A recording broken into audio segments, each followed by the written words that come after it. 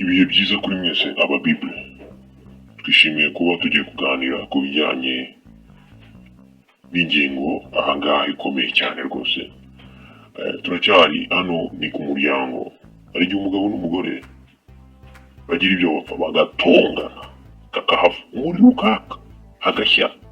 Umugani w'urubyiruko rw'iki gihe hagashya ukabona umuriro uri kwaka mu rugo hagati y'umugabo n'umugore. None se igihe ibyo bibaye ko hari igihe bishobora kuba, wabihosha ute? Ni gute wahosha amakimbirane? Ni gute wazimya uwo muriro uri kwaka? Ibyo ni byo tugiye kureba aba Bible. Wowe n'uwo mwashakanye hari igihe ugira ngo ni ibintu babaterereje, muhora mutongana, muhora mugira ibyo mupfa. Ibyo hari igihe bibaho, bikaba kenshi hafi ya buri munsi. Ndetse hari n'igihe bigera ubwo ubona amazi yararenze inkombe, ukavuga uti ariko njye n'uyu mugore cyangwa njye n'uyu mugabo utuzigera twumvikana na rimwe. Hano ugasanga ibyo bintu biri kuba biragenda bifata indi ntera, ukabona biragenda byiyongera. Impamvu biba byiyongera ni iyi: ni uko nta kintu muba muri kubikoraho, yaba umwe muri mwe cyangwa mwese.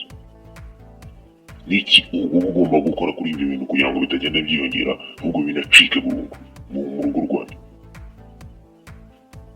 Ibyo nibyo turi burebe muri iyi ngingo. Ariko nanone hari igihe uba uri aho utazi n'ikintu kibitera mu by'ukuri. Ntabwo nk'izi ntonganya zituruka he, ziva he?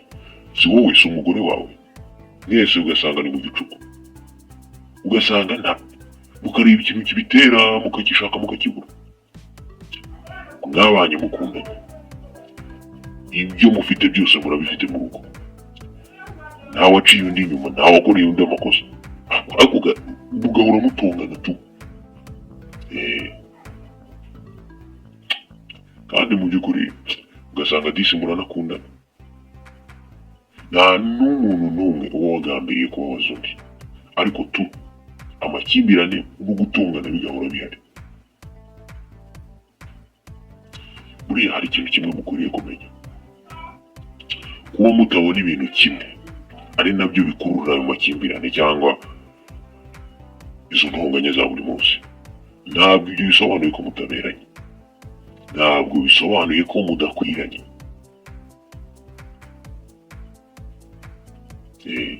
Buriya amakimbirane ubwayo ntabwo ariyo ashobora kubasenyera, ahubwo ukuntu muyakemura nibyo bishobora gutuma mugira amahoro mu muryango, cyangwa mukayabura bikagera n'ubwo mu rusenya. Amakimbirane siyo kibazo, ahubwo ukuntu muyakemura nibyo bishobora gutuma mubura amahoro. None ni ibiki byabafasha gukemura amakimbirane mu rugo rwanyu? Hari ibintu bishobora kubafasha, reka ni nka bitandatu, ariko turagenda tubisesengura neza kugira ngo turebe ko byabasha kumvikana mu matwi yacu uko bigomba kumvikana. Hano twitwa aba Bible kubera ko twifatira amahame yo muri yacu tukayazana mu buzima bwacu, tukavuga ko yadufasha.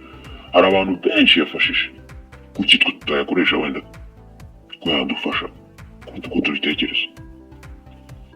Reka duhere ku kintu cya mbere cyabafasha guhosha amakimbirane cyangwa se kuyakemura, cyangwa kuyakemura mu buryo burambye.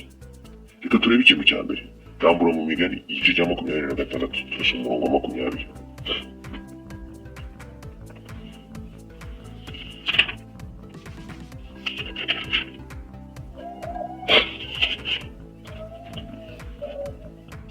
Ngo ahatari inkwi umuriro urazima, kandi ahatari umuntu usebanya amakimbirane arahosha.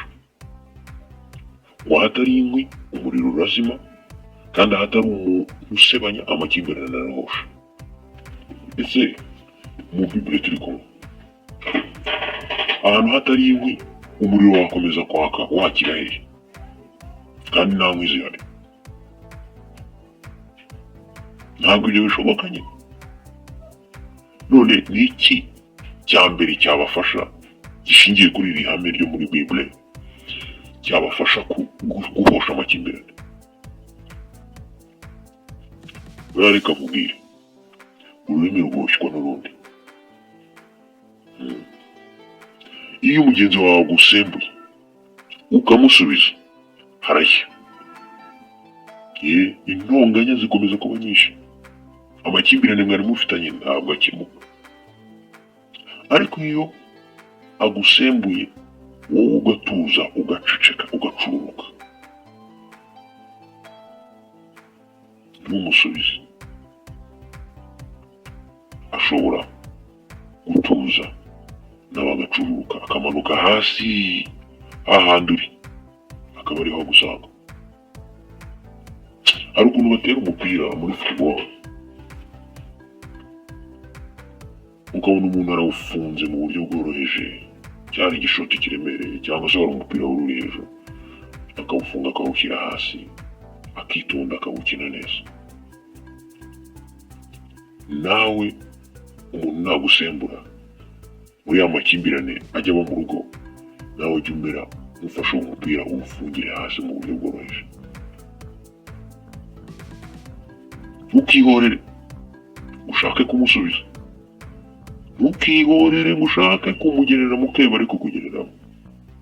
Ngo niba agututse uhita umwoherereza ikigikubye inshuro ebyiri cyangwa eshatu. Oya, ahatari inkwi umuriro urazima. Nagutuka cyangwa se gutukana bishobora kuba byeruye, ariko biranagoye ko mu rugo wenda mushobora, ariko ibintu bigenda binabaho, ariko ntabwo twifuza ko ibyo bintu byaba. Mu gihe akubwiye nabi ijambo rikomeretsa, wimusubiza. Wimusubiza. Nutamusubiza azamanuka hasi aho uri acururuke, mugende kuri level imwe. Uko nguko biba bimeze rwose. Nagushotora ntukihorere. Buriya iyo umuntu yifashe bigaragaza ko yiyubaha kandi ko yihesha agaciro. Niwifata uzaba ugaragaje ko wiyubaha kandi wihesha agaciro, kandi koko ibi bintu nibyo. Buriya ugomba kumenya ukanazirikana ko amahoro niyo y'ingenzi kuruta kwemeza uwo mwashakanye ko ari uri mu makosa. Urwo ntabwo ari urukiko murimo, aho umuntu azana ibimenyetso agashinja undi ataba bifite agatsindwa. Oya, ntabwo wari w'umukino muri gukina. Oya rwose. Amahoro niyo ugomba guharanira, kuko niyo y'ingenzi kuruta kwemeza uwo mwashakanye. Nimujya mu kwemezanya, ndakurahiye amakimbirane azakomeza agende hejuru, ariyo ayobora urugo rwanyu. Ariko ibintu bya Bible bisaba kuba umuntu afite IQ iri hejuru. Tekereza ko umuntu akubwiye nabi ariko wowe ukamwihorera. Ibyo bintu bikora umuntu ufite IQ iri hejuru. Aba Bible hano turasabwa IQ iri hejuru, imitekerereze n'imyumvire ku rwego rwo hejuru. Imana buriya niyo yanditse Bible. Imitekerereze ifite ni nayo ishaka ko natwe tugira.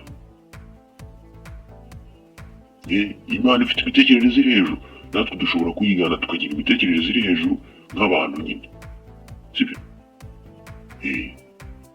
Icyo ni ikintu cya mbere cyagufasha guhosha amakimbirane ari mu rugo rwanyu.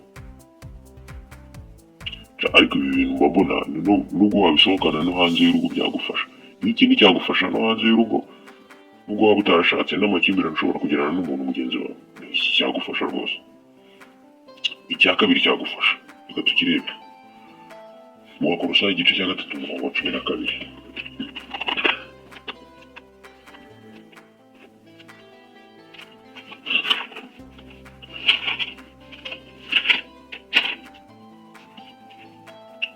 Nuko rero mwebwe abatoranyijwe n'Imana, bera kandi bakundwa, mwambare impuhwe zuje urukundo, kugwa neza, kwiyoroshya, kwitonda no kwihangana.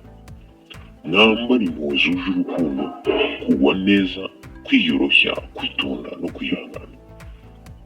Iki ni ikintu cya kabiri cyagufasha guhosha amakimbirane. Iyo bivuze iki? Kwambara impuhwe zuje urukundo, kugwa neza, kwiyoroshya no kwitonda no kwihangana. Ni ukuvuga ngo ujye wita ku byiyumvo by'abagize umuryango wawe. Buriya iyo uteze amatwi witonze uwo mwashakanye, ntumuce mu ijambo kandi ntumukekere ibibi, amaherezo aracururuka, amahoro agahinda. Amahoro arahinda rwose. Iyo umuteze amatwi witonze ntumuce mu ijambo kandi ntumukekere ibibi, amaherezo aracururuka, amahoro agahinda mu rugo. Ibyo ni ibintu bisanzwe kandi byumvikana. Nicyo bita kwambara impuhwe zuje urukundo, kugwa neza, kwiyoroshya, kwitonda no kwihangana. Aho kumukeka amababa, jya uzirikana ibyiyumvo bye. Uko ari kwiyumva nicyo cy'ingenzi kuruta ibintu ari gusohora mu kanwa ke. Nubwo nabyo bigaragaza uko yiyumva, ariko mwumve nyine. Mwumve, ashobora kuba afite agahinda. Buriya iyo akoze ikosa bitewe no kudatungana, ntabwo ari ubugome. Ari ubugome yashaka ukundi kuntu agukwereka. Ariko niba ari kugutunganya, hari igihe biba atari ubugome rwose. Yaba ari umugome, se yari guhitamo kubana nawe mukamumara igihe kingana gutyo. Yari guhitamo kwitwa uwawe twese tubireba, tubizi, akabitwereka ati nguyu umuntu nahisemo. Ntabwo ari ubugome aba abigiranye. Umuntu ashobora kuvuga nabi atabigambiriye kandi atagamije kwihorera, ahubwo bitewe wenda no guhubuka cyangwa uburakari. Niyo umuntu yarakaye, hari ibintu aba adashobora gukontorora. Birashoboka ko rero gukontorora ibintu kwe kuba kwagiye hasi bigatuma wenda ari gukora ibyo, bigatuma bizamura amakimbirane hagati yawe nawe. Akavuga agakora ibintu atabitekerejeho. Wowe nk'umuntu wambaye impuhwe zuje urukundo, ita ku byiyumvo bye. Se njye ndi hariya, njye meze gutya, njye umubiri wanjye uri gukora gutya, koko njye ibi sinabikora. Ita ku byiyumvo bye. Ibyiyumvo by'umuntu ni ikintu kiba kiri mu ndiba y'umutima we, ukuntu yiyumva.